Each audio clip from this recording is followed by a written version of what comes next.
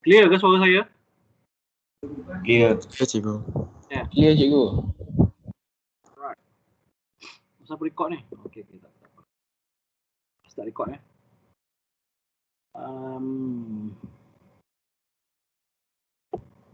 Dah sarapan ke semua? Belum? Apa? Dah. Dah. Okay, good. Tak ada apa-apa nak sembang ke? Tanya saya soalan. Entahlah. Entahlah.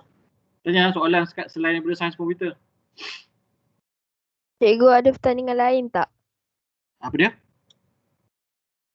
Pertandingan. Oh, pertandingan. Setakat ni belum lagi. Tak apalah. Akan ada, jangan risau. Esok sampai korang muak dengan pertandingan, tahu tak? Yang saya bagi tu dah masuk ke tak? Cikgu, rupanya saya nak join tapi yang essay tu, tapi rupanya dah lepas due so macam Memanglah, tak baca ke? dia baca kan, dia kata 1 Mac 11.59. Dia. Lepas tu saya ingat kan 1 Mac tu, lepas tu 11.59 malam tu padahal yang semalam dia punya. Macam mana tak nak cakap. So tak ada peluang lah. Lah, tak ada rezeki. Next. Ada lagi. InsyaAllah ada, jangan risau. Saya akan post. Lain-lain soalan? Sementara kita menanti 100 orang masuk. 100 orang lagi masuk.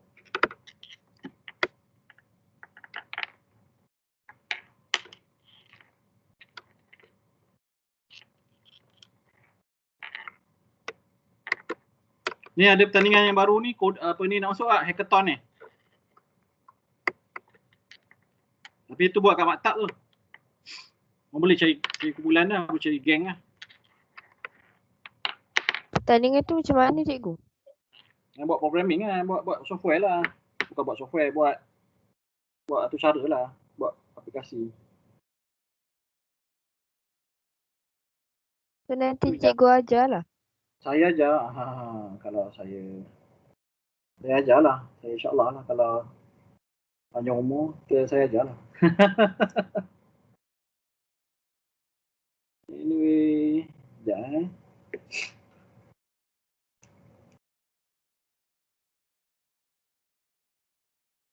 Hari ni ada graduasi UFAS lah, tahu kan?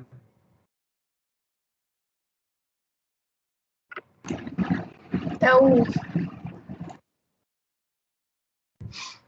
Okey. Hello, assalamualaikum. Waalaikumsalam warahmatullahi wabarakatuh. Tak ada ke? Tunjuk muka sikit, tunjuklah muka sikit. Kita buat selfie dekat dalam ni, dalam Teams ni.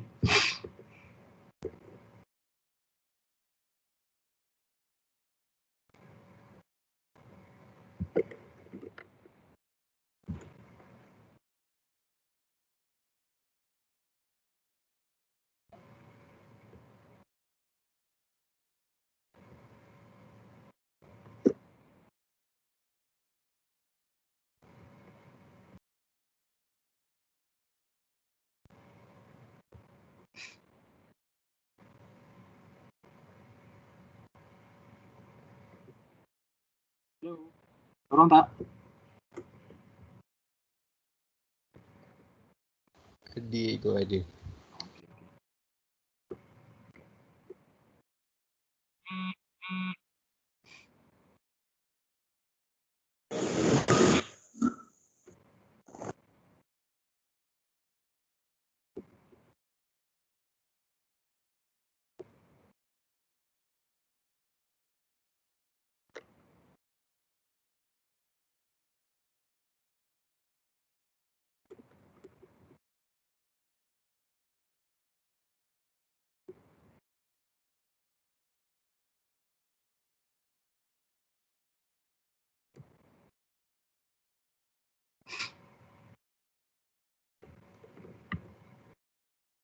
Okey. Bismillahirrahmanirrahim. Rabbi shrah li sadri wa yassir li amri wahlul 'uqdatam min lisani yafqahu qawli.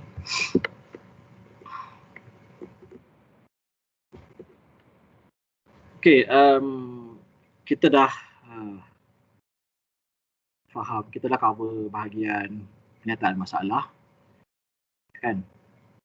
And then kita dah cover bahagian persoalan kajian, research question. Dan kemudian kita pun dah boleh meletakkan objektif kajian kita. Sebelum ni kita dah cover. Tak apa kalau yang masih tak ingat, tak faham, masih blur kan. Saya akan clear, saya akan jelaskan balik semula. Dan hari ini kita akan masuk kepada bahagian tinjauan literatur. Dalam bahasa Inggerisnya literature review. So dalam mana-mana kajian, kalau sebelum kamu memulakan kajian kamu kenalah baca dahulu macam mana orang dulu buat, macam mana senior-senior kamu buat satu kajian, macam mana doktor-doktor, profesor-profesor tu buat sesetengah kajian. Yang mana bila kamu faham kajian tersebut, apa benda yang kamu nak kaji, bila kamu faham, orang lepas, orang yang dulu dah buat macam ni. Jadi kita ni nak buat benda yang sama ke kita nak modify. Jadi tak adalah kamu buat benda-benda yang berulang ataupun benda yang salah. Sebagai contoh, kita nak kaji nutrisi rumput hari tu kan, cerita rumput je. Tapi ada profesor yang buat kajian, kita kaji dengan mengambil kira warna rumput tersebut. Satu profesor dia kata warna rumput dah dapat meneka ataupun dia dapat anggarlah nutrisi dalam rumput tu. Satu lagi profesor dia kata kita ambil dia punya bilangan klorofil. Bilangan klorofil yang hijau tu kan. So kalau bilangan klorofil dia kurang beberapa persen, maka dia kurang nutrisi lah. Itu Profesor B. Profesor C pula dia kata kita tengok daun tu boleh hidup berapa lama tanpa air dan tanpa air. Jadi dia tengok makin lama daun tu hidup, maknanya daun tu punya zat yang cukup lah untuk sustain hidup dia. Itu Profesor C. Datang pula kamu kau profesor pun. Tapi kamu kan BBNU kan dalam research ni. Jadi bila kamu datang dan kamu kata apa kata kita mengkaji nutrisi dalam rumput ni dengan bilangan belalang yang ada dekat padang. Jadi bila benda tu berlaku, bila benda yang macam tak betul tapi macam betul, jadi tempat yang kamu nak rujuk macam mana? Kamu nak rujuk kat siapa? Kamu nak rujuk pada profesor mana punya kajian yang sebelum ni yang menyatakan kaitan antara belalang ataupun benda hidup dengan nutrien yang ada dalam rumput. Jadi kalau tak ada, benda tu jangan dibuat. Dia akan datangkan risiko yang agak tinggi untuk kamu untuk gagal. Maknanya kamu tak dapat capai objektif kamu. Itu adalah tujuan-tujuan literature review dijalankan sebelum kamu memulakan eksperimen. Jadi pada hari ini kita akan cover 11 topik-topik menarik. 11 yang mana kamu akan tahu peranan dan tujuan kamu buat literature review. Kemudian kamu tahu apa kategori-kategori literature review, strategi dia, dan juga penulisan dia, proses-proses penulisan dia. Dan dalam kamu membaca literature tu, kamu baca kajian-kajian yang lepas tu, kamu perlu menyoal beberapa perkara terhadap apa yang kamu baca. Kemudian macam mana kita nak dapatkan kajian-kajian lepas. Korang pernah tak guna Google Scholar? Pernah tak? Google Scholar. Pernah tak? Siapa yang pernah angkat tangan? Pernah dengar je. Pernah. Google Scholar tak pernah dengar? Tak pernah guna? Belum lagi. Masya Allah. Tak. Masya Allah. Satu pun tak ada orang angkat tangan yang pernah guna Google Scholar. Tak ada? Suka. Okey, tak apa, pernah dengar tapi ada, alhamdulillah. Seorang Syirah. Bagus. Okey.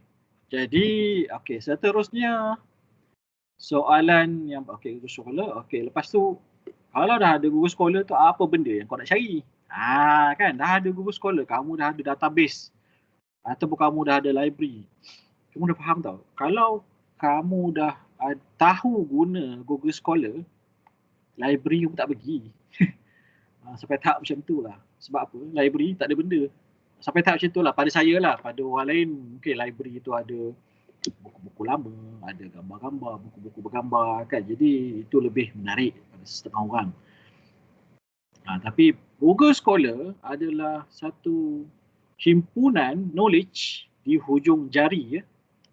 Knowledge di hujung jari. Bukan gosip, never. Bukan gosip. Bukan cerita palsu, bukan kajian-kajian mengipik-ipik. Tak. Google Scholar adalah satu library yang mengumpulkan pelbagai kajian, berjuta-juta kajian di seluruh dunia. Okey. Lepas tu macam mana kamu nak kaji? Okey, kamu dah download satu paper, research paper, and then macam mana kamu nak kaji tinjauan literature dia kan.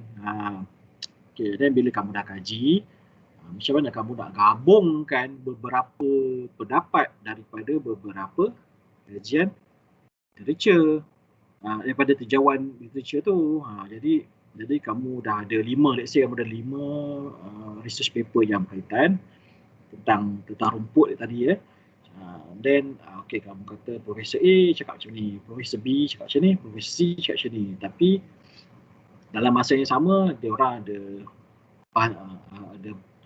pendapat masing-masing, mereka ada bantahan masing-masing.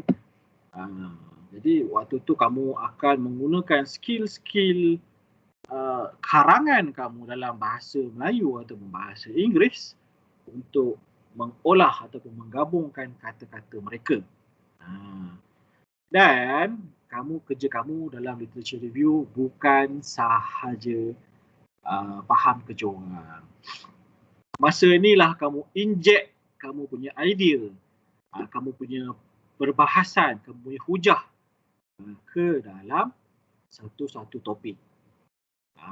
Dan kamu boleh panjangkan cerita kamu dan juga kamu boleh menghasilkan kamu punya framework ataupun rangka kerja kamu yang unik, yang tersendiri, yang mana menyumbang kepada dunia pendidikan, insyaAllah. Okey,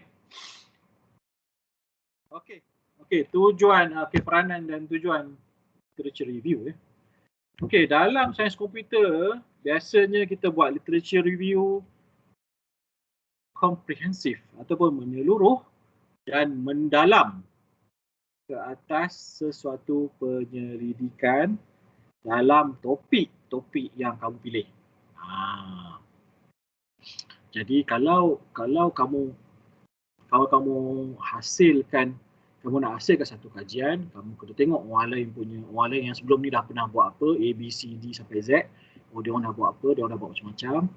And then kamu pula ada satu idea sebab kamu jumpa satu masalah tu kecil je. Tapi orang lain dah buat macam-macam, tak cover masalah tu. Jadi masalah tu yang akan kamu selesaikan sendiri. Jadi secara tak langsung kamu menyumbang ilmu ataupun pengetahuan, knowledge ke dalam dunia ini ya. Dunia lah. Ya, setiap kita ni akan menyumbang sesuatu dalam dunia ni, kita dia tak tahu. Untuk sekarang ni kamu belajar kan. Tapi pada masa yang sama, kalau kamu belajar sekalipun, kalau kamu cekap ataupun kamu ada masa, kamu boleh menyumbang sesuatu dalam pendidikan. Siapa sini yang pernah menulis artikel ke ataupun jurnal ke dekat majalah Kuntum ke, majalah Dewan Remaja ke? Ada tak yang pernah? Cuba angkat tangan. Ini peluang untuk kamu buat duit ya. Kamu tingkat 4, kamu dah matang dalam penulisan. Kamu boleh menyumbang artikel-artikel ilmiah, tapi pada peringkat kamu, pada peringkat tingkatan 4 ya, pada peringkat pemahaman seorang pelajar tingkatan 4 di dalam majalah-majalah tertentu, dan dia orang bagi duit dekat kamu. Yang tak tahu ya, bila kamu menulis dan kamu email pada editor majalah-majalah tertentu, then dia orang akan bagi duit. Dia orang akan bagi duit sebab apa? Kamu menyumbang dalam kolom-kolom mereka. So ada duit RM300. Katakanlah sebulan satu artikel kamu buat. RM300 sebulan kali dengan 12 bulan. Setiap bulan kamu buat satu artikel berdasarkan kamu punya kajian literature je. Benda yang kamu suka. Apa benda yang kamu suka, tak apa, kita akan bincang lepas ni. Saya akan bagi contoh supaya kamu faham apa benda yang kamu patut suka. Right. Okay. And then, kenapa pentingnya literature review dijalankan? Supaya kamu dapat mempelajari pengetahuan-pengetahuan yang dulu, dan juga kamu boleh memberikan idea, menyumbang saran untuk penambahbaikan terhadap idea-idea yang sedia ada, dan sekaligus kamu juga dapat mengelakkan duplication ataupun copy paste lah, dan juga kesalahan ataupun kesalahan yang kamu copy paste. Orang lain dah buat salah, kau buat balik salah yang sama. Apa hal? Sebab apa? Tak membaca. Itulah peranannya tinjauan literature ni dibuat. Kamu nak elak kesalahan, baca dulu apa yang orang lain pernah buat. Dan dalam computer science, untuk peringkat tingkatan 4, saya akan terus sarankan kamu menghala pada Google Scholar, yang mana Google Scholar ni dia akan connect ataupun dia akan connect dengan jurnal-jurnal berwasit ya, yang diiktiraf dan disenaraikan di dalam bekalan data ISI, Web of Science ataupun Scopus. Okey. Apakah Web of Science dengan Scopus ya? Okey, Web of Science dengan Scopus ni adalah dua bekalan data untuk artikel-artikel ilmiah. Dia ada macam-macam bidang. Dia ada macam-macam bidang, dia ada macam-macam research, ada macam-macam kata apa benda. Okey, cita-cita kamu. Okey, saya tanya seorang lah. Adriana. Okey, Adriana, apakah cita-cita kamu?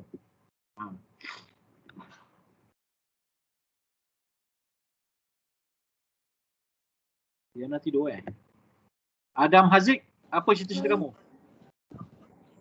Adriana, apa cita-cita kamu, Adriana?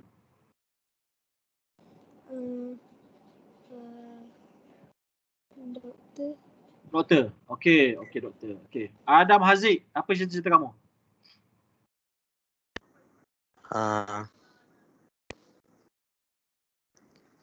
Tak ada lagi ke? Masya-Allah. Apalah, bagi satu.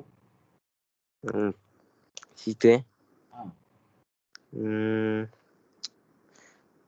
doktor. Doktor juga. Okeylah. Sebab kan minat sangat dengan doktor kan. Rekor pun tak minat dengan sains komputer. Takkan buat cepat je tak. Okey. Sains, okey, doktor dia ada macam-macam bidang. Dia ada neuroimaging, dia ada saraf kan, dia ada saraf, dia ada otak, dia ada vaksin, dia ada apa lagi? OAG, obstetrik and ginekologi. Dia ada kanser kan. Jadi research yang berkaitan dengan kedoktoran, orang nak sangat pula kan. Itu kajiannya, hasil kajiannya, laporannya ataupun research papernya diterbitkan di dalam 2 pengkalan data ini. Nampak jurnal-jurnal, ada jurnal-jurnal pelbagai jurnal-jurnal perubatan yang disenaraikan oleh Web of Science dan juga Scopus yang mana korang boleh tengok. Tak apa, saya akan tunjuk lagi Google Scholar. Thanks now. Okey, jadi dah faham lah peranan dan tujuan ya. Jangan lupa ya, kalau let's say kamu nak, cikgu saya nak buat kajian tentang ni lah. Saya nak guna ni. Kalau kamu cakap macam tu kat saya, kalau kamu cakap macam tu dekat cikgu Farhana, mungkin okey lah, teruskanlah. Okey. Cikgu Farhana mungkin akan cakap okey je. Tapi bila kamu cakap dengan saya, cikgu saya nak buat sistem ni, saya nak guna ni, macam ni. Okey. Saya akan tanya kamu balik. Kamu pernah tak baca mana-mana artikel ataupun jurnal ataupun research ataupun eksperimen report yang dah buat program ni, yang dah buat projek ni? Lepas tu kamu akan krik lah dengan saya. Sebab bila kamu terlalu excited, saya faham, saya suka juga kamu excited dengan satu-satu topik. Excited kamu itu jangan dimatikan dengan jangan, saya takkan matikan kamu punya excitement, tapi excited kamu tu patut dipandu ke arah pencarian maklumat. Faham tak? Pencarian maklumat. Okey, ada ke orang yang nak buat projek ni? Nampak? Jadi sebelum kamu cerita kat saya benda tu, okey, kamu pun buat carian literature. Okey, kamu buka lah Google Scholar dan kamu tengok, dah ada orang buat. Okey, tapi dia tak cover bahagian yang aku nak buat. So bila kamu jumpa saya, barulah seronok sembang. Kamu cakap, cikgu, saya cadang nak buat macam ni cikgu, sebab tak ada orang buat lagi cikgu. Oh iya ke? Betul cikgu, tak ada orang buat lagi. Yang ada dia orang buat macam ni je, tapi tak cover topik yang saya nak cover, yang saya nak buat. Masa itulah menunjukkan kamu seorang yang ilmiah, yang berpengetahuan. Jadi cara bersembang kita akan berubah ke arah yang lebih,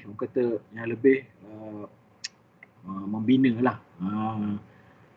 Jadi bukanlah memula tadi tu tak adalah juga saya cakap okey cikgu, apa dah lah cikgu ni ulang apa-apa dah bantah kan. Tak, bukan saya bantah. Saya cuma nak cakap kamu dah tengok ke orang lain buat belum? Orang lain dah buat ke belum? Jadi cara bercakap tu akan berbeza. And then Kausa nak jadi apa Kausa? Kausa binti Sabri. Ya cikgu. Kausa nak jadi apa? Tak apa? Tak pasti cikgu. Masya-Allah. Insyirah.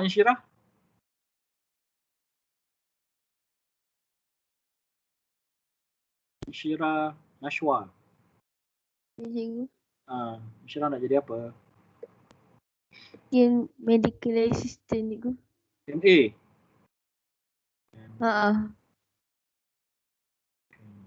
Semua ke arah medical. Okey. Ada tak yang bercerita selain daripada doktor perubatan? Ada tak? Cuba angkat tangan ataupun cakap. Ada. Okey, nak jadi apa? Pelakon. TUDM. Allah, bestnya. Okey, saya akan jadi.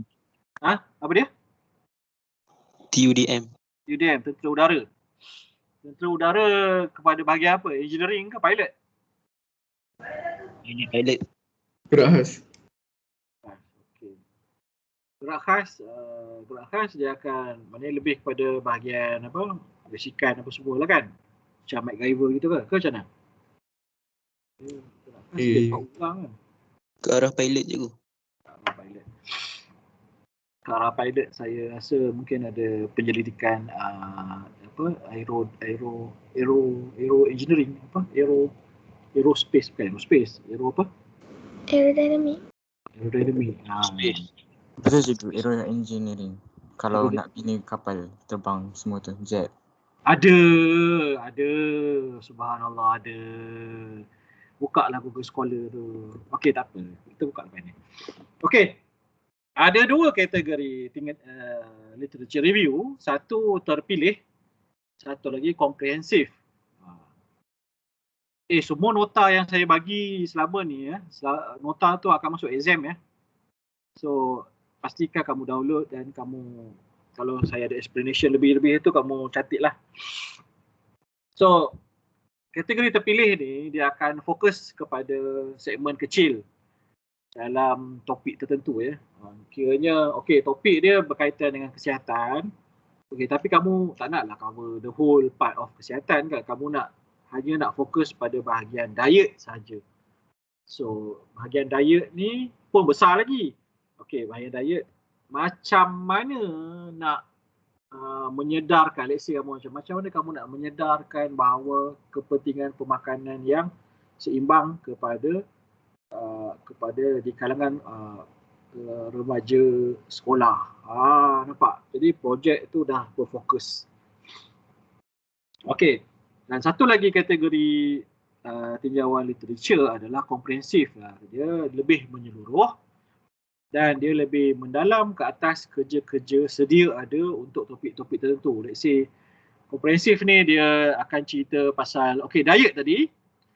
So dia akan cover diet untuk kanak-kanak, diet untuk orang tua, diet untuk remaja, diet untuk bekerja ladang, diet untuk bekerja di pejabat. Nampak, dia ada perbezaan.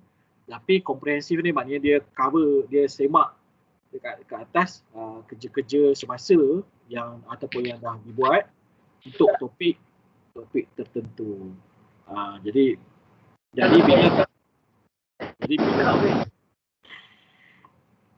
bila kamu dah faham, maknanya mestilah ada perbezaan antara diet tu. Maknanya kamu dah boleh meneroka ruang baru supaya dapat menambah kefahaman kamu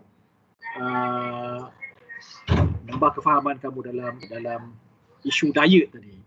Sekejap. Ada. Dekat. Cerita apa? Hari ni ya? Last duty ya. Memang Dah tak tahu. Jangan cakap.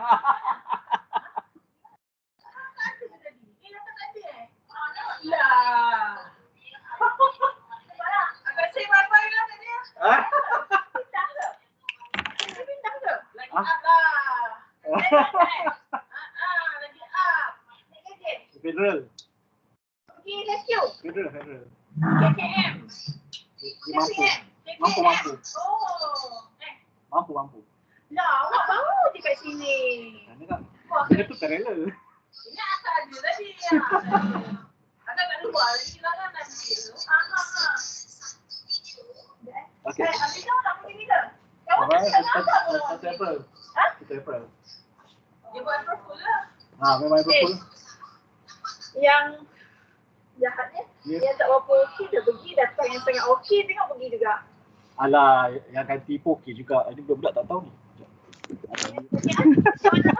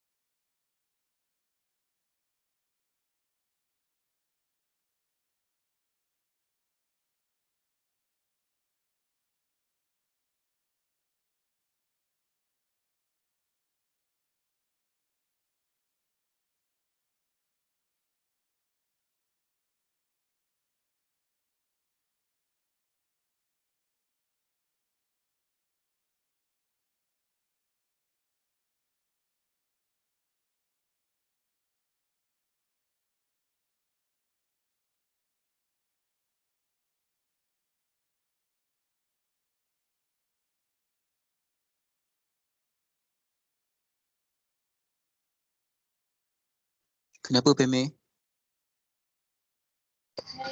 Sembang. Saya ada tetamu sekejap.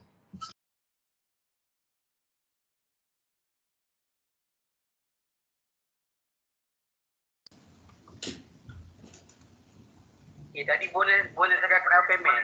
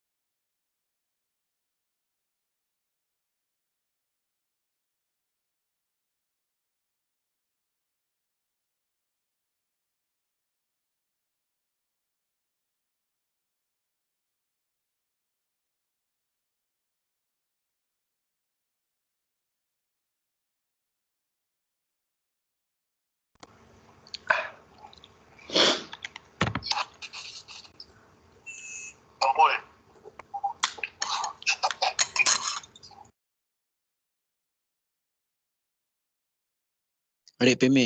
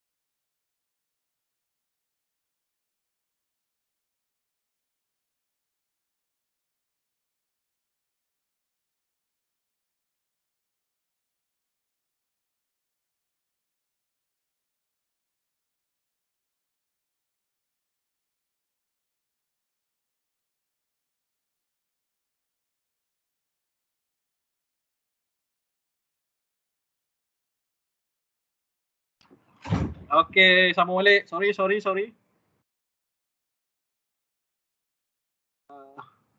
Ada tak semua ni? Ada cikgu. Pada skrin gambar Kategori TL. Kategori TL. Kategori TL.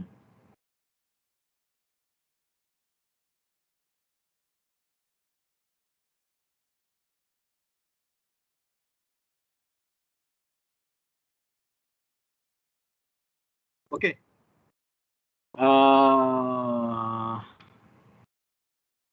Allah Akbar.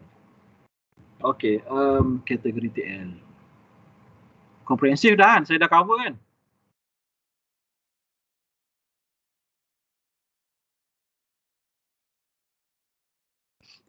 Anakku, saya dah cover ke komprehensif?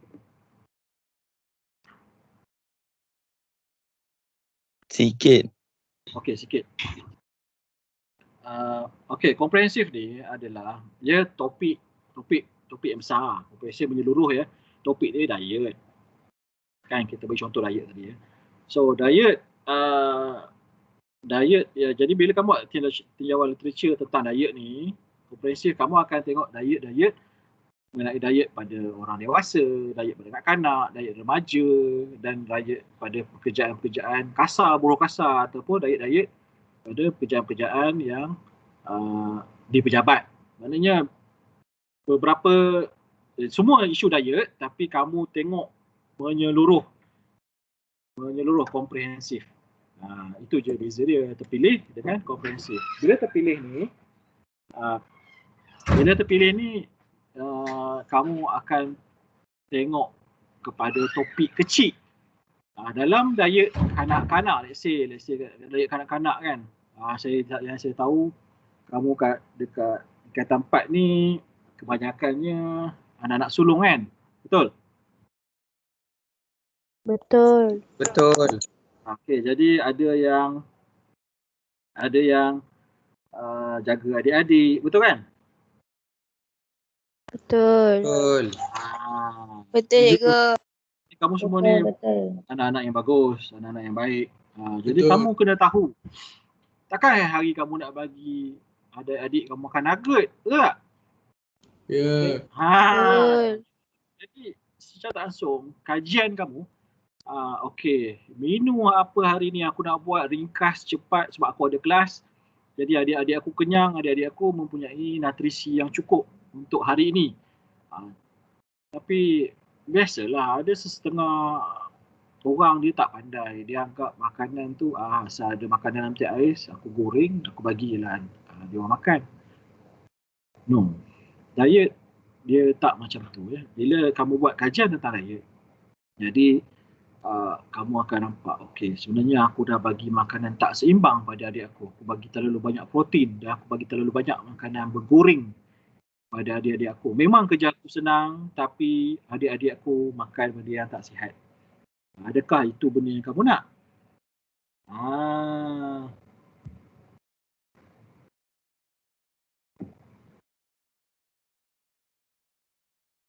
Adakah benda tu kamu nak?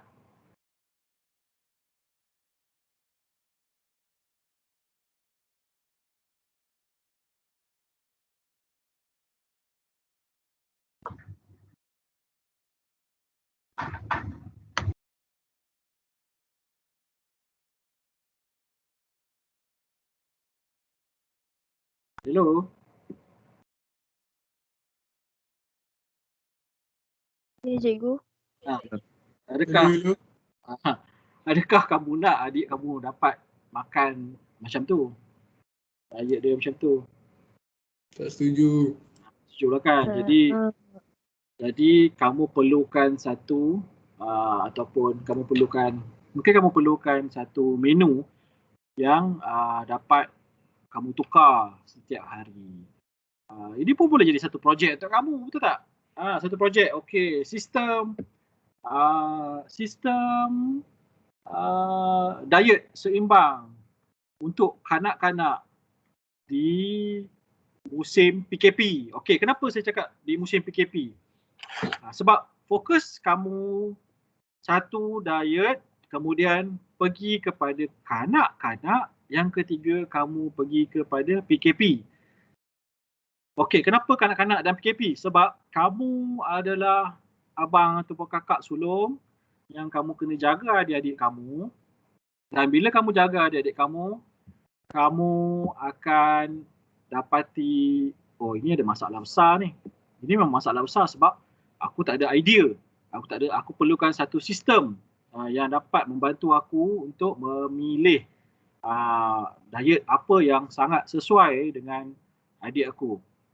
Jadi bila kamu dapat pilih, kamu pun ada idea, kamu pun create satu sistem. Kamu belum create lagi, kamu nak create satu sistem diet yang seimbang untuk kanak-kanak di musim PKP.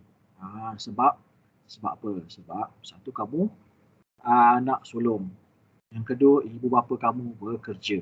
Yang ketiga, kamu nak benda tu cepat dan ringkas. Dan yang keempat, jadi nampak tak? Yang keempat, jadi itu adalah penyataan masalah. Masalahnya kamu nak cepat dan ringkas. Okey, sebab apa? Kamu ada kelas. Lepas tu kamu nak dia diet seimbang. Lepas tu kamu nak tengok menggunakan bahan-bahan yang ada di dapur. Maknanya bahan-bahan yang ada di dapur tu macam roti ke, bawang ke, beras ke. Jadi kamu menggunakan barang-barang tersebut, kamu olah jadikan satu makanan yang menarik.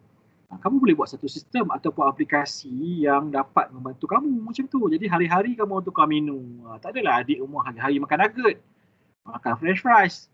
Benda tak sihat, kamu pun tahu tapi kamu buat. Berdosa tak? Tak kesian dengan adik tu. Saya percaya kamu semua ni sayang adik kamu kan. Jadi sekarang nampak tak kategori terpilih dan juga kategori komprehensif. Kamu rasa untuk projek kamu akan guna kategori mana untuk membuat tinjauan literature?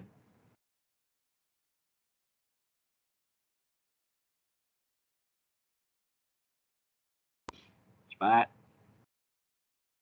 Kamu rasa kamu guna kategori mana?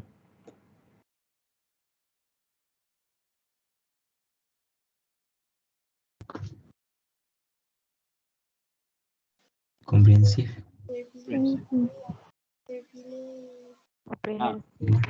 Pilih komprehensif. Lagi yang lain? Orang boleh jawab. Komprehensif juga. Ya, sama. Okey. Komprehensif. Kenapa tak terpilih? Dia fokus segmen kecil. Kamu nak tackle makanan diet untuk kanak-kanak je. Tapi fast, nutritious dan juga fast, cepat, bernutrisi dan juga mudah dijalankan. Kenapa tak ambil yang kategori terpilih? Nampak tak? Sekarang ni sebab bila kamu buat komprehensif, kamu akan buat perbandingan yang sangat besar. Komprehensif tu besar. Komprehensif menyeluruh. Maksud komprehensif ni menyeluruh. Dia terlalu menyeluruh sampai tahap kamu esok, alamak, aku nak buat benda kecil je. Masa yang diberi pun terhad. Tapi kamu dah buat komprehensif. Fikir sikit lah. Jadi sebenarnya kamu semua ni akan buat fokus pada segmen kecil je. Untuk projek programming kita adalah mesti berfokus. Dia tak boleh terlalu besar. Skop dia terlalu besar, dia akan jadi dia akan ambil masa kamu dan dia akan kamu akan lari daripada skop kamu. Biasanya kamu akan lari daripada skop sebab terlalu besar, terlalu banyak cover sampai kamu terlupa, tiba-tiba dah tukar perspektif, tukar banyak perkara kan. Jadi dia akan lari skop. Okey. Kita ada dua strategi dalam penulisan literature review. Satu naratif ataupun tradisional ataupun konvensional. Dia orang panggil conventional literature review. Biasanya kita bila konvensional ni, kita mengkritik satu-satu kajian yang tidak komprehensif ataupun dia tak seimbang berdasarkan objektif dia. Maknanya macam ni. Kamu seorang pakar diet, okey, kamu pakai diet tapi kamu baca satu artikel ataupun jurnal yang berkaitan dengan diet.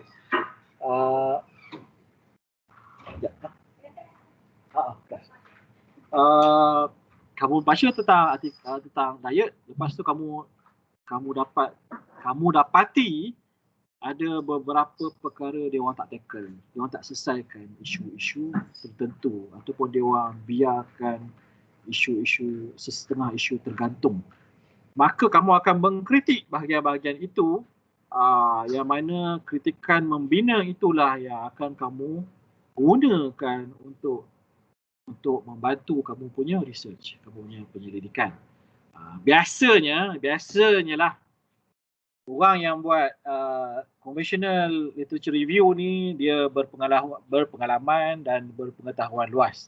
Maknanya dia pernah baca sangat banyak jurnal, dia pernah baca sangat banyak artikel yang berkaitan dengan diet. Jadi bila dia tengok satu-satu artikel baru, BBNU datang ni, seronok ni kita nak komen ni kan. Korang kan BBNU. Jadi bila BBNU datang, and then kita hentam lah apa lagi kan. Jadi bila itulah biasanya orang-orang yang berpengalaman biasanya dia akan buat literature review secara konvensional. Tapi untuk newbies ataupun BBNU macam kamu ni, saya sarankan kamu buat literature review dalam bentuk sistematik. Dalam bentuk sistematik ni biasanya kita akan kenal pasti, kita akan menilai, kita akan listkan apakah kelebihan dan kekurangan dia. Kita akan mensintesis sumber material ataupun kita akan sintesis apa? Kamu faham tak sintesis ni?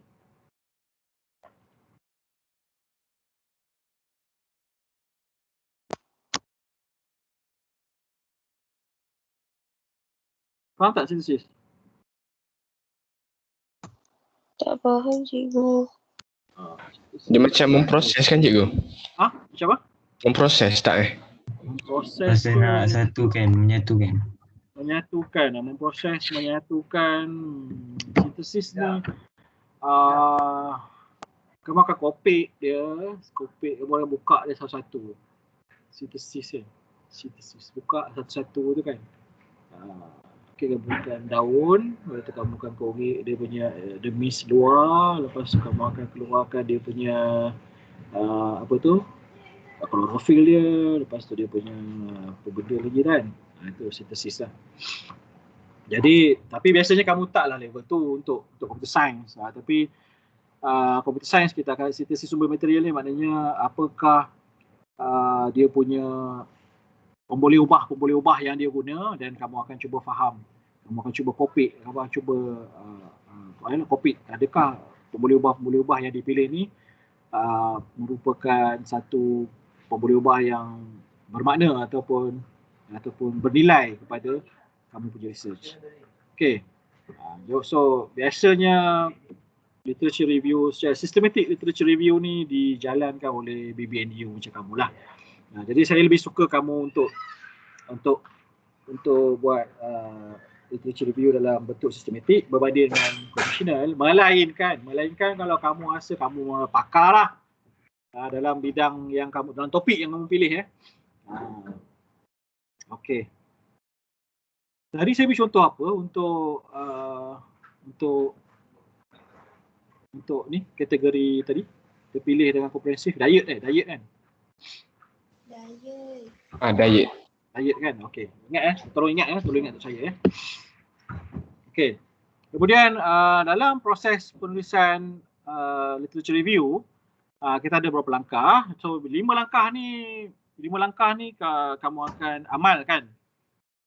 Secara asasnya untuk tingkatan 4 yang macam ni, tapi bila kamu peringkat undergrad ataupun ke peringkat master dan PhD, setiap daripada 5 langkah ni ada lagi dia punya pecahan. Dia akan ada lagi benda-benda yang lebih halus, lebih khusus, lebih komprehensif. yang mana kamu akan kamu kena buat, kamu kena nyatakan dengan jelas. Okey. So, langkah pertama yang akan kamu buat adalah pemilihan topik. Pemilihan topik. Okey, siapa yang nak ambil isu diet tadi? Siapa nak ambil isu apa sebelum ni kita sembang GrabFood kan? GrabFood. Apakah siapa yang nak ambil topik okey, saya ada topik yang saya pilih ya, tapi saya tak tahu kamu minat ke tak, tapi tak apa, kita bincang. Jadi bila kamu pilih topik, kamu teroka, kamu buka Google Scholar tu, kamu type bahasa Melayu ke bahasa Inggeris ke, insya-Allah ada, semua ada. Jangan letak bahasa lain, bahasa Arab. Kalau kamu pandai bahasa Arab, bukalah, tapi saya tak tahulah berapa banyak berapa banyak sumber-sumber yang ada kan. Tapi bahasa Inggeris ada, bahasa Melayu ada. Jadi kamu boleh pilih topik yang kamu suka, kamu teroka dan kamu fokus pada topik yang kamu minat saja. Jangan kau tengok, member kamu, aku buat topik ni lebih gempak. Jangan sesekali minat pada topik yang gempak. Sedangkan kamu tahu topik yang kamu minat dan lebih dalam. Bila kamu minat, maknanya kamu ada kemahiran, maknanya kamu ada keinginan untuk mengkaji perkara-perkara tersebut dengan lebih mendalam. Tapi kalau kau sebabkan satu benda tu gempak, kamu pun masuk, tiba-tiba kamu tak dapat buat apa-apa sebab kamu tak faham. Jadi tak ada point. Sorry. Kemudian bila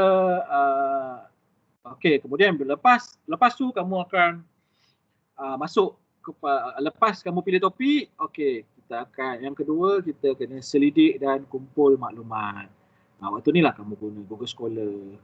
Lepas tu yang ketiga, kamu gunalah otak kamu bacalah, kamu menilai, kamu kritiklah apa yang kamu jumpa kan. Betul ke, tak betul ke.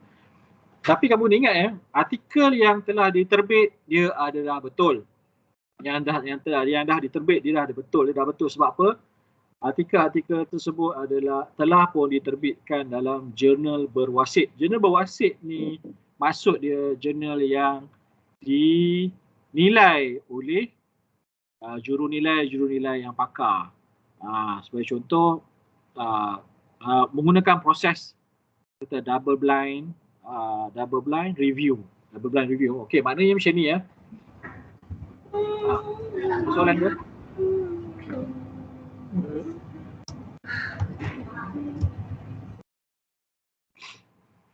Ada soalan ni tak ada Okey.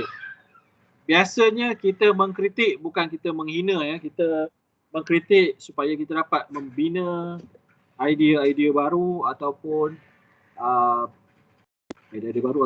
kita dapat membina rangka kerja yang baru, framework yang baru untuk satu isu, untuk menyelesaikan sesuatu masalah. Jadi bila kamu dapat gunakan otak kamu untuk menilai, mengkritik, kamu pun catatlah, kamu keep track apa yang kamu baca, kamu susun, kamu simpan dengan cermat. Macam mana kamu nak keep track tu, kamu boleh guna macam-macam. Kamu boleh guna Pertaminda, kamu boleh gunakan Microsoft Excel, tak ada isu, boleh je. Kamu catat kan, okey, aku dah baca artikel A cerita ini. Dia gunakan data-data ini. Lepas tu dia buat macam mana, proses dia macam ni. Tapi masalah dia, advantage dia ini, disadvantage dia macam ni. Okey. So benda-benda catat, benda tu kamu catat dan kamu susun dengan cermat supaya bila kamu nak tulis kamu punya literature review, kamu dapat lihat semula dan baca dan kamu dapat buat satu cerita yang memberikan buah fikiran yang sangat meyakinkan. Kiranya bila macam buat karangan tau, macam karangan bahasa Melayu, bahasa Inggeris tu je. Tapi dalam research ni, dia karangan tapi dia ilmiah. Dia bukan karangan dalam, karangan, biasanya karangan yang kamu buat, karangan fictional kan. Cerita-cerita fiction kan. kan, kamu tipu kan, banyak benda kan, tipu kan. Tapi dalam literature review, kamu mesti bersandarkan kepada fakta ataupun kepada pengetahuan-pengetahuan sedia ada. Bukan sandarkan pada kenangan. Okay. Next, soalan yang kamu perlu tanya bila kamu buat literature review. Soalan dia, soalan dia, berapa banyak paper yang saya nak download cikgu? Berapa banyak paper saya download? Susah saya nak jawab soalan tau. Banyak research yang saya nak baca kan sebelum saya start saya punya eksperimen. Jadi benda ni kamu sendiri yang tahu. Sebab apa? Dia mestilah fokus kepada liputan kamu ataupun coverage. Kamu nak cover apa? Kamu nak cover tadi diet. Satu. Yang kedua diet kanak-kanak. Dua. Yang ketiga diet tu dia ringkas dan cepat. Empat. Satu, dua, tiga, empat. Tiga cakap. Jadi bila kamu dapat nampak, sekarang bila kamu dapat nampak, diet kanak-kanak. Diet kanak-kanak cepat dan ringkas. Diet kanak-kanak, satu lagi diet kanak-kanak yang cerita tentang apa? Diet kanak-kanak cepat ringkas. Itu apa? PKP. Di musim yang sesak ni, maknanya kita punya sumber terbatas, terhad. Ini sumber kita terhad. Kita hanya ada roti, kita ada bawang, kita ada sardin. Adakah boleh kita olah untuk jadikan satu makanan yang mempunyai diet seimbang? Boleh ke tak boleh? Kamu pun pergilah cari literature review. Kamu tengok berapakah vitamin C yang diperlukan oleh kanak-kanak. Kamu pun tengok, budak-budak suka ke makan bawang. Macam mana kamu nak hilangkan bawang tu sedangkan kamu nak dia makan bawang tu? Macam mana? Dia orang tak suka makan ikan. Bau ikan pun dia tak nak. Macam mana kamu nak hilangkan ikan? Macam mana? Adakah boleh diganti dengan telur? Jadi benda-benda tu lah yang kamu perlu baca. Kamu perlu faham. Apakah diet-diet yang boleh kita tengok, yang boleh kita boleh kita gunakan supaya kita dapat bantu adik-adik kita untuk makan pada setiap hari di musim PKP. Kamu dah habis PKP, so kamu dah tak peduli dah adik kamu, betul tak? Tapi sekarang ni seboleh-bolehnya kita sayang dia orang, kita tolong dia orang kan. Walaupun kadang-kadang budak-budak ni annoying juga, tapi nak macam mana, dia adik kita. Esok kita dah tua, kan dia orang juga yang tolong bawa kita pergi hospital. Jadi seberapa dalam, yang kedua, seberapa dalamkah perlu saya lihat? Maknanya kamu nak tengok in-depth ataupun kedalaman ataupun tadi diet kanak-kanak yang macam mana? Kanak-kanak toddler, baby toddler ataupun lower school kan. Jadi kamu nak tengok yang mana? Itu adalah kedalaman. Jadi termasuk juga adakah itu kedalaman lepas tu adakah kamu tengok paper ataupun kajian-kajian yang kamu baca tu, kamu boleh tengok, kamu boleh buat satu garis masa. Profesor A dia buat mula-mula kaji pasal makanan kanak-kanak macam ni. Profesor B dia ada buat tambah baik, Profesor C tambah baik ni. Jadi adakah yang mana kamu nak rujuk? Biasanya kita rujuk yang latest lah, 5 tahun ke belakang je. Kan biasanya 5 tahun ke belakangnya, orang kata research 5 tahun ke belakang je. So, kalau yang lama-lama dulu ni dia mungkin ketinggalan zaman, kita tak tahu. Tapi macam mana masa tu, zaman tu mana ada peralatan makmal yang canggih-canggih kan untuk kita study setengah makanan, betul tak, zaman tu. Tapi zaman sekarang makanan kita pun dah tahu dah kandungan nutrisi dia. Jadi itulah kedalaman yang kamu perlu tahu. Dan kemudian apakah idea-idea yang kamu ada yang mana kamu boleh relate. Sebagai contoh, bila kamu nak relate, kamu nak relate musim PKP ni orang makan macam mana? Orang makan tapau, makan kat rumah. Dalam makan kat rumah, Okay, makan tapau lah kita, tapau je kat kedai ataupun dia order Grab food Adakah makanan, maknanya kamu tengok je topik dia makanan yang dimasak di luar rumah. Jadi topik yang berkaitan, adakah makanan tersebut sihat? Adakah idea kamu punya idea tadi kamu dapat makan itu kat rumah, tapi kamu pun tengoklah, makanan kat luar lagi cepat kan, beli je pakai duit. Betul, tapi adakah makanan tersebut sihat untuk kanak-kanak, untuk adik-adik kamu tu? Betul. Jadi, apa dia? Betul. Kan? Jadi benda-benda ni lah yang macam mana dia benda ni kamu perlu tanya pada diri kamu. Sama ada relevan ke tak relevan topik-topik yang kamu tengok kan. Ataupun mungkin topik-topik itu kamu relevan untuk kamu jadikan dia sebagai satu masalah. Terlalu kerap membeli makanan di luar rumah dan juga menggoreng nugget adalah menyebabkan diet yang tidak seimbang untuk kanak-kanak. Okey. Jadi subtopik itu relevan ke tak relevan nak bubuh dalam kamu punya penjawab literature.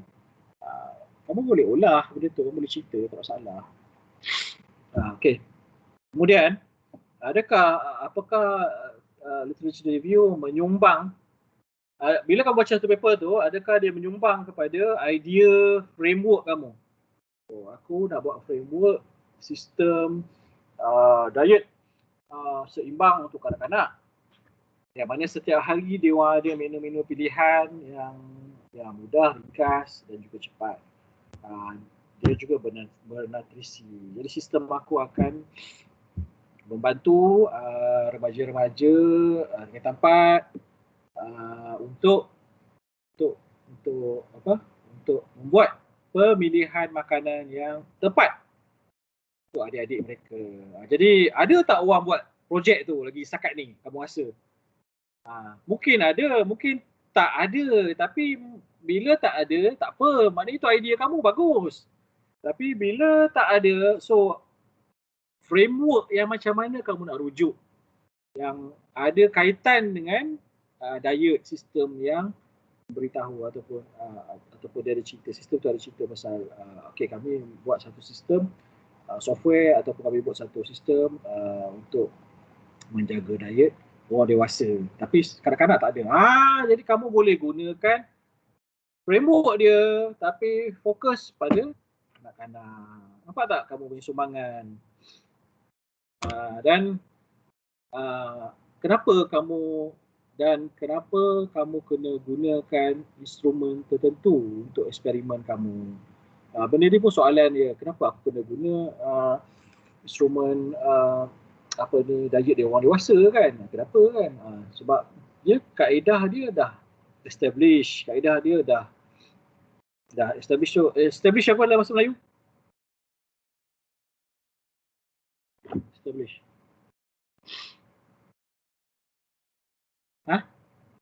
Dibangunkan. Establish. Ditubuhkan.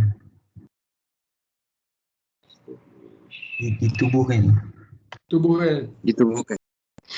Di-establish. Ditubuhkan. Dihasilkan. Ditubuhkan. Ditubuhkan ya? Dicipta. Dia dah establish. Saya susah lah. Saya tengok dia punya. Establish meaning. Dihasilkan aja go. To form a permanent basis.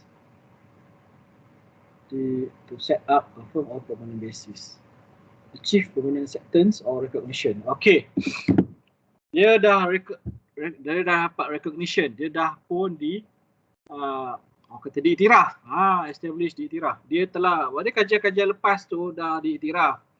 Cuma kamu nak tambah baik kajian tersebut. Jadi kamu gunalah framework dia dan kamu fokus kepada masalah kamu. Nampak? Jadi kenapa kamu guna instrumen tu? Sebab kaedah tu dah pun establish. Kenapa kamu nak buat instrumen baru? Adakah keperluan untuk kamu buat instrumen baru? Tak perlu lagi. Untuk level kamu, peringkat kamu tingkatan 4 tak perlu. Just gunakan kaedah yang ada tapi fokus kepada topik kamu. Okey. Okey, penggunaan Google Scholar. Okey, contohnya pendidikan pengurusan haid untuk kanak-kanak dan remaja.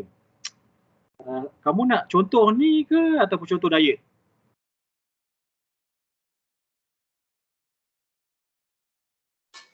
Diet. Contoh diet lah. Ya. Okey, diet. Okey, diet. Okey, kita start. Diet. Okey, Google Scholar tak pernah masuk Google Scholar. Pernah. Pernah cikgu, pernah. Okey, Google Scholar. Ini adalah Google Scholar. Pernah tapi tak tahu function dia apa. Okey. Saya tunjuk. No problem. Okey, nampak? Nampak.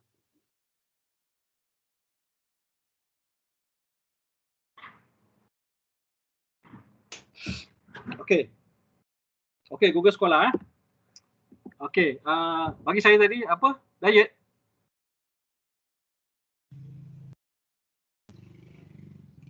Tadi siapa yang nak jadi doktor tadi? Kamu nak jadi doktor apa?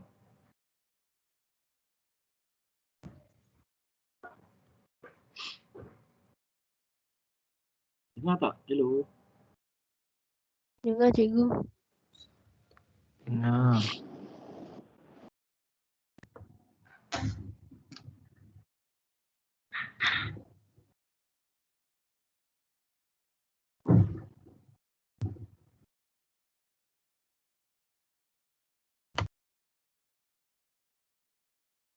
Okey.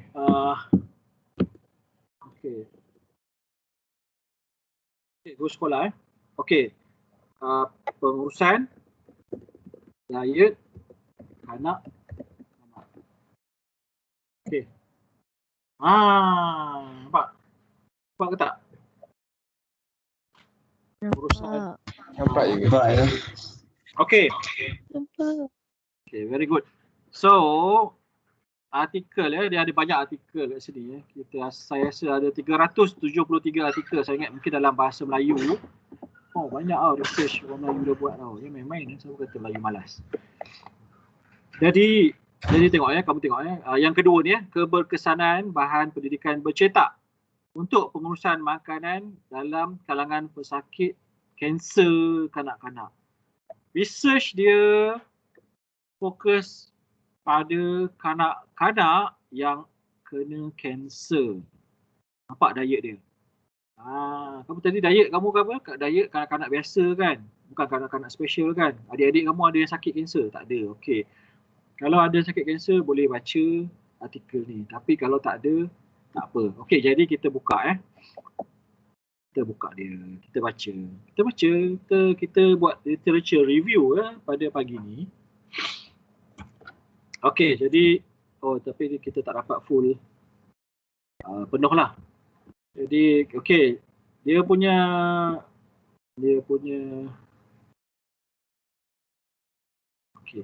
okey, kita baca pada bahagian abstract Kita baca pada bahagian abstract Nampak yang saya highlight ni?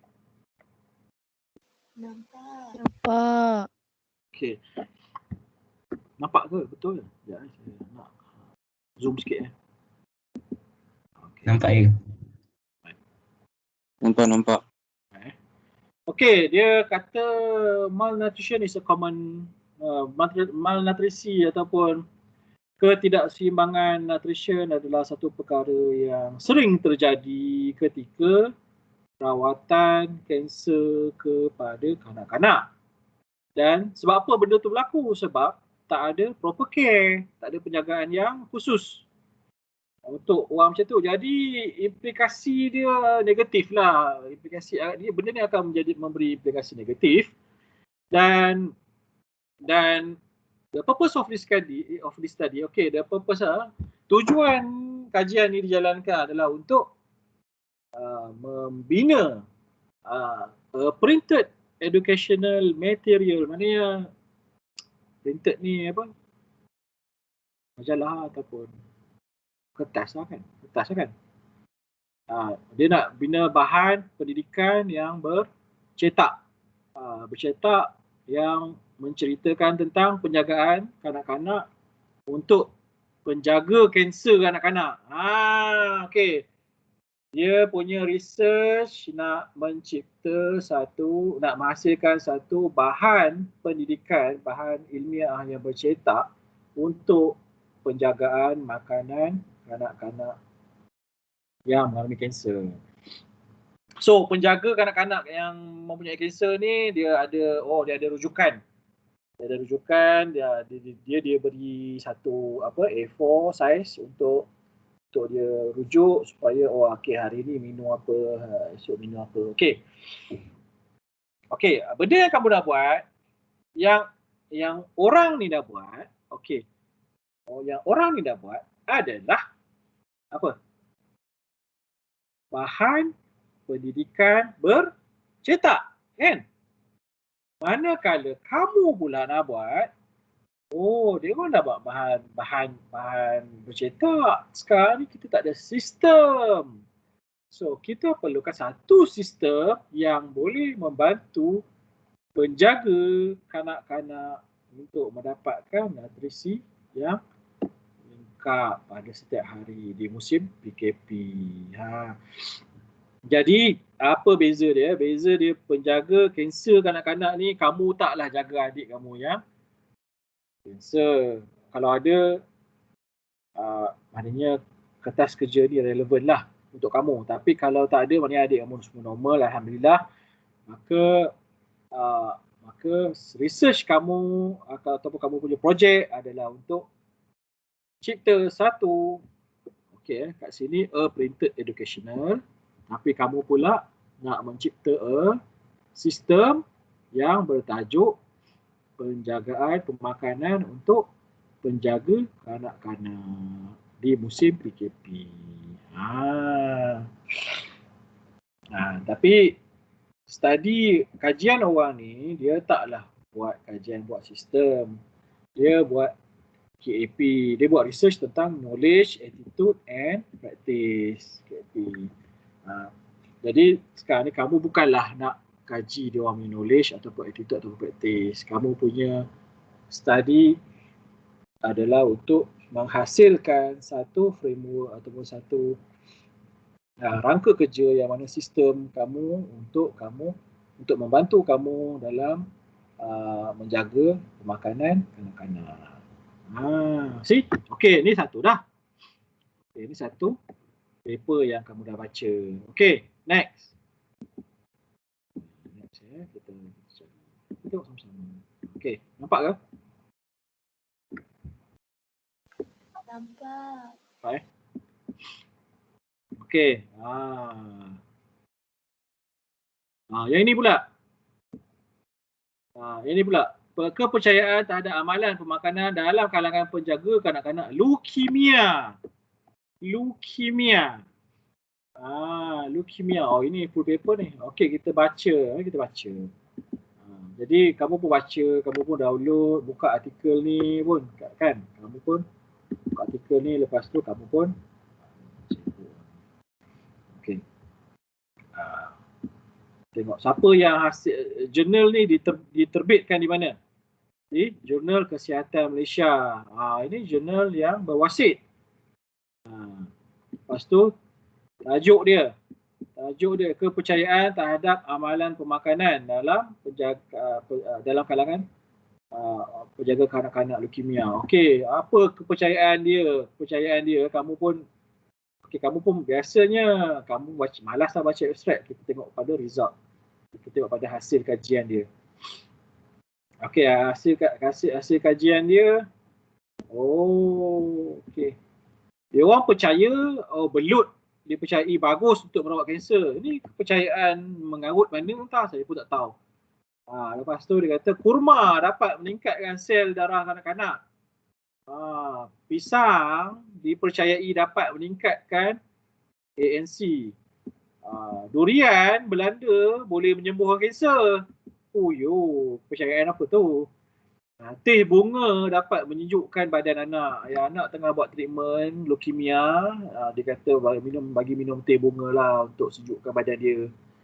Dia percaya. Sedangkan secara bila kamu jadi doktor esok, kamu akan marah kepercayaan ni. Sebab apa? kepercayaan sebegini dijangka dapat mengganggu proses rawatan. Benda tu yang kamu sebagai doktor nak elakkan. Betul tak? Betul tak? Betul tak? Kamu doktor kan? Semua kan? Doktor kan? Tak ada orang Betul, pun. cikgu. Ya, betul. Tak ada seorang pun jadi saya.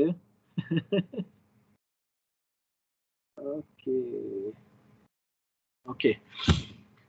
Jadi tengok apa dia punya hasil ya. Bila dia dah dapat kaji kepercayaan ni, apa yang dia nak buat last sekali.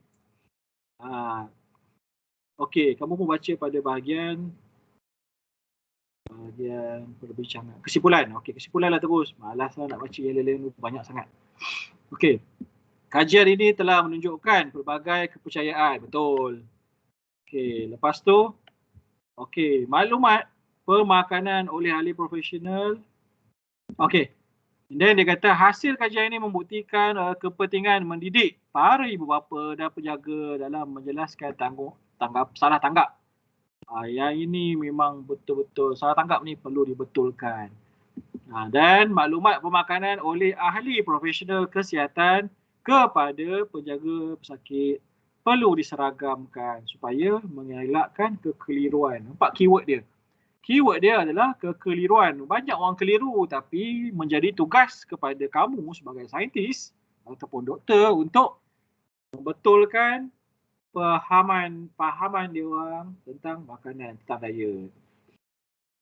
Maka kajian datang perlu menentukan hubungan amalan dan kepercayaan dengan penilaian status makanan. Ini tak ada kaitan kamu.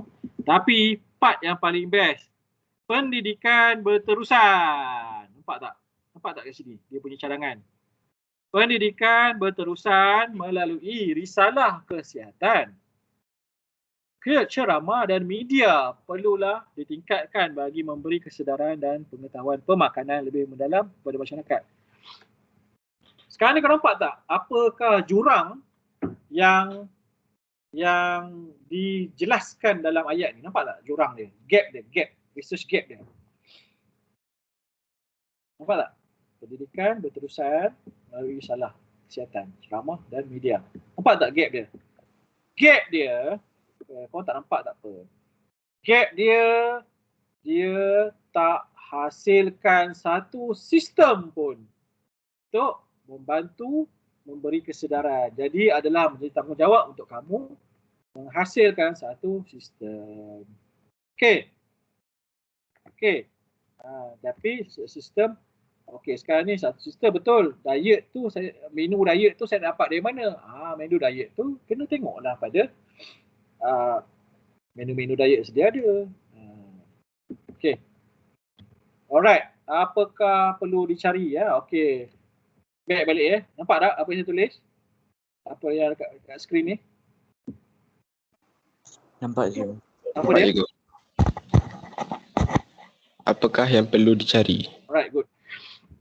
Okey, bila kamu dah pilih topik, kamu pun tengok apa yang orang dah cakap pasal topik kamu tu kan. Siapa yang cakap kan? Profesor mana cakap? Dia dekat universiti mana kan?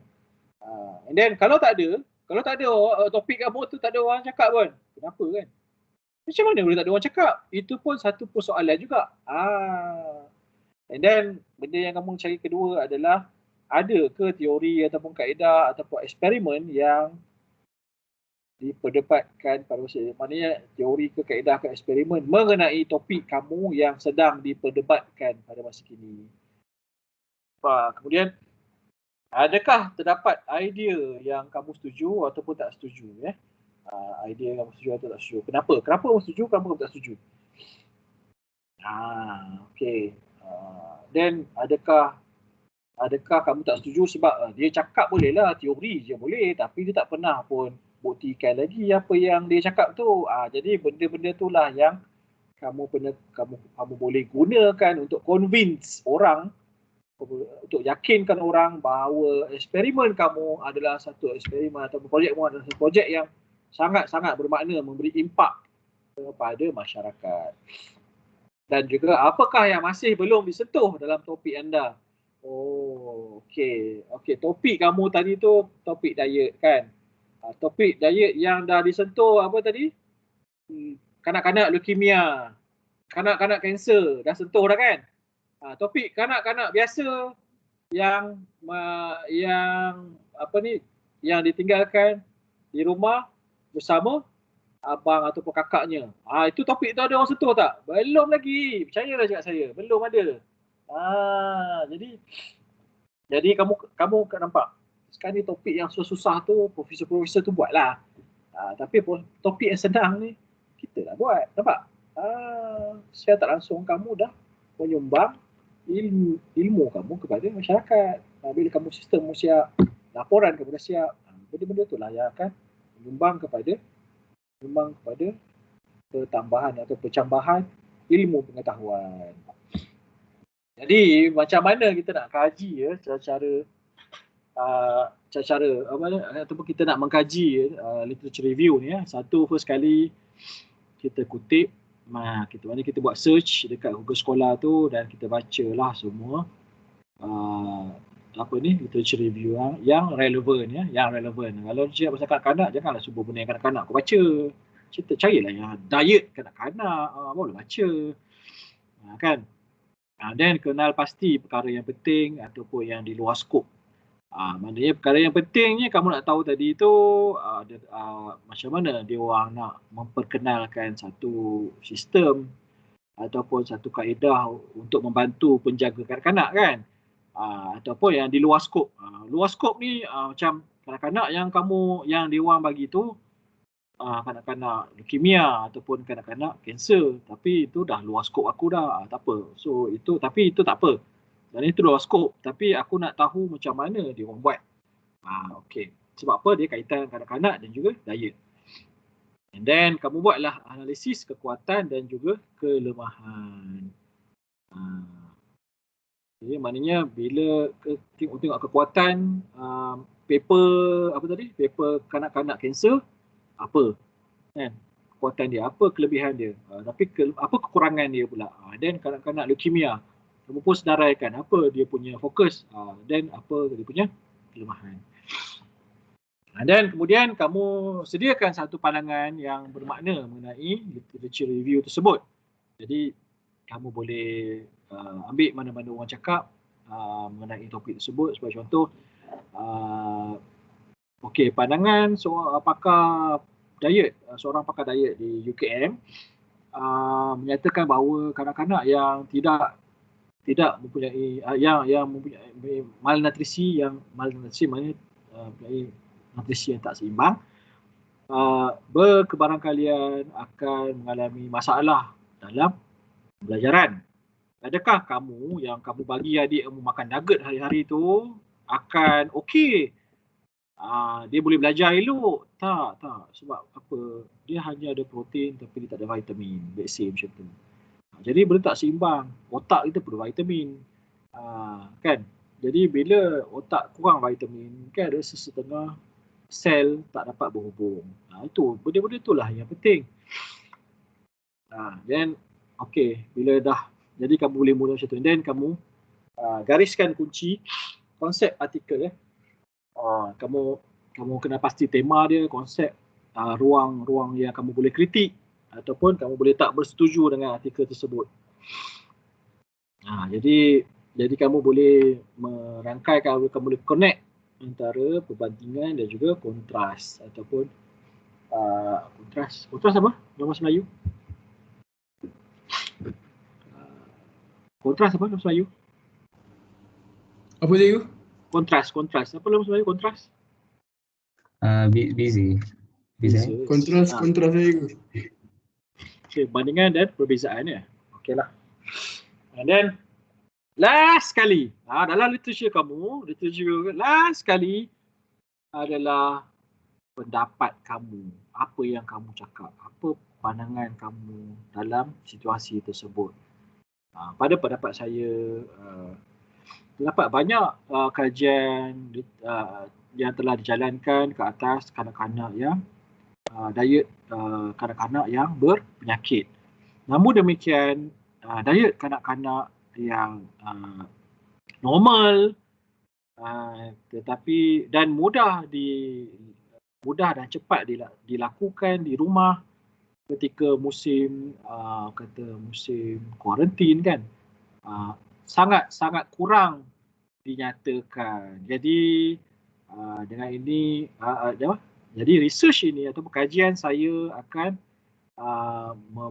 memfokuskan ataupun memberikan fokus kepada masalah-masalah tersebut. Jadi nampak tak, bila kamu dah buat kajian literature, kamu dah tengok apa yang orang lain dah buat, and then kamu dah boleh buat perbandingan, kamu dah boleh buat perbezaan, and then kamu pun bolehlah concludekan dia dengan kamu punya idea. Okey. Ada banyak je. Tiga. 5 minit lagi. Okey, menggabungkan kata-kata orang lain. Okey, pendapat pakar dalam bidang X.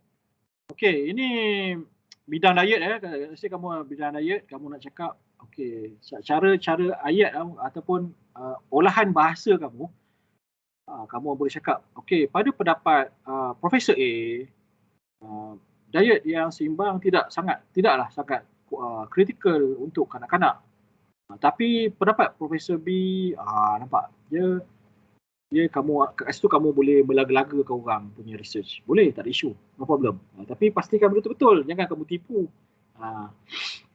Dan pendapat yang biasa ditemui biasanya kebanyakan research ataupun profesor di seluruh dunia yang menjalankan diet ni menyatakan biasanya mereka menyatakan bahawa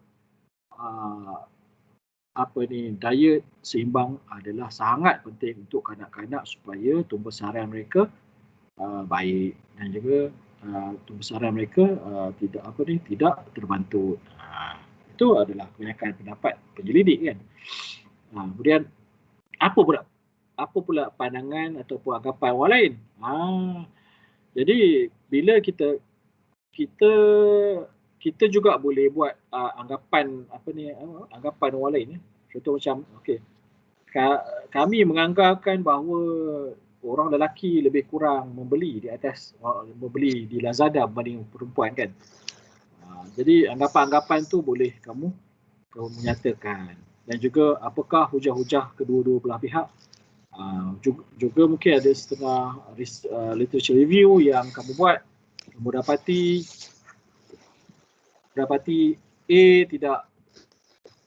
Profesor A dan B bersetuju bahawa kaedah M berkesan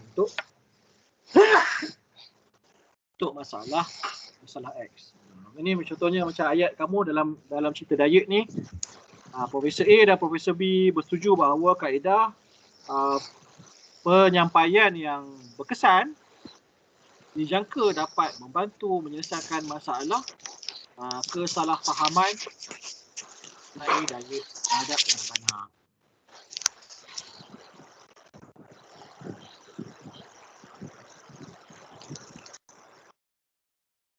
Okey.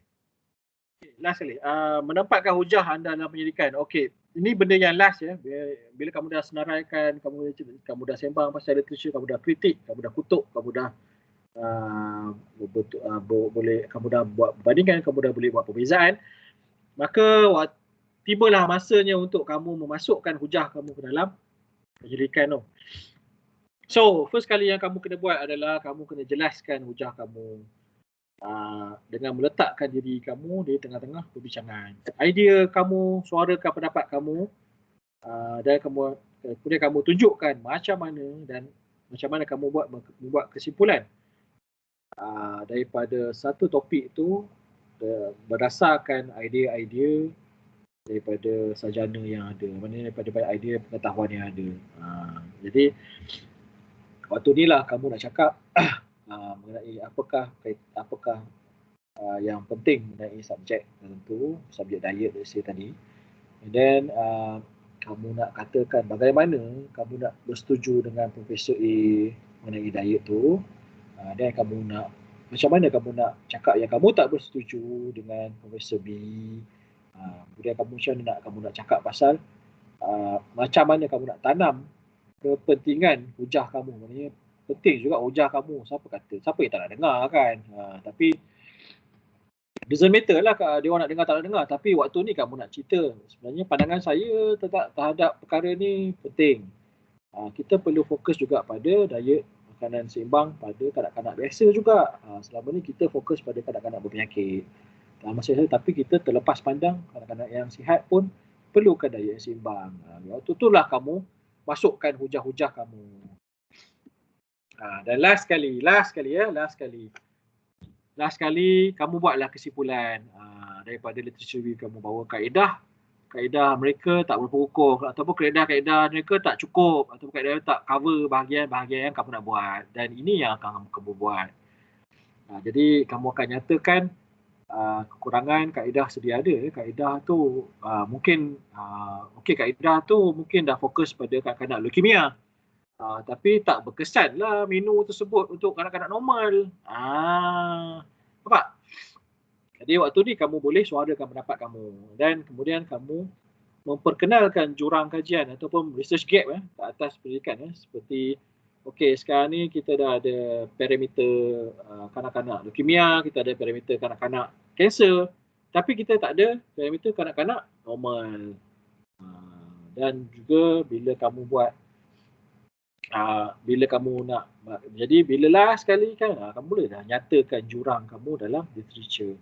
Masih tiada kajian ataupun tiada penekanan atau tiada eksperimen atau tiada pembuktian dalam sesetengah aspek masalahan diet di kalangan kanak-kanak normal. Okay. Alright. Jadi 1 jam setengah saya bercakap ni. Saya harap kamu dapatlah mengadaptasikan perkara-perkara ni dalam research kamu. By the way, kita ada assignment ya, saya beri kamu assignment yang mana kamu kena tengok balik, kamu generate balik idea kamu yang baru, yang lebih fresh tentang satu topik yang kamu minat. Sebagai contoh saya bagi tadi topik diet kanak-kanak. Kamu boleh ambil topik tu juga, tapi janganlah sama macam idea saya, tak syok lah kan. Bagilah idea lain sikit. Jadi bila nak jawab tu, cuba jawab dengan baik ya. Benda-benda tu ada markah. Okey, wabillahi taufiq wal hidayah. Assalamualaikum warahmatullahi wabarakatuh. Cikgu. Assalamualaikum. Terima kasih cikgu. Terima kasih, Cikgu.